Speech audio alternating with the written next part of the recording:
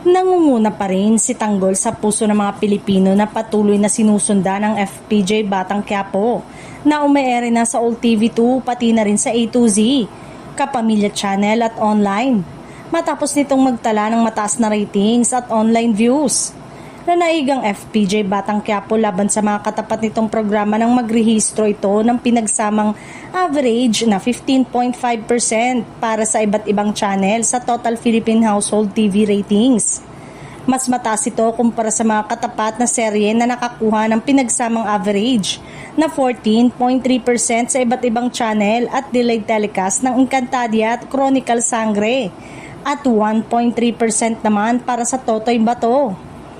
Ang datos ay mula sa Kantar Media na sumasaklaw sa parehong urban at rural homes mula January 21 to 27.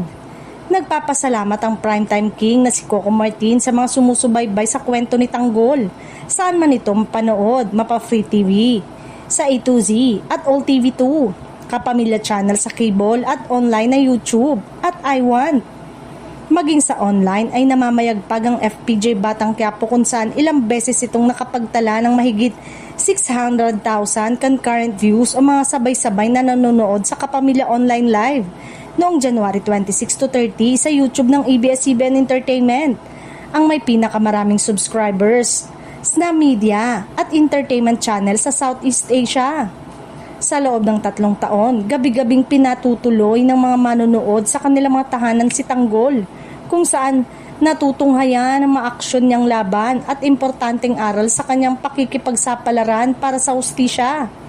Napapanood ang FPJ Batang Quiapo sa Kapamilya Channel sa All TV2 na mas lalo pang lumalakas nang mawala ito sa TV network.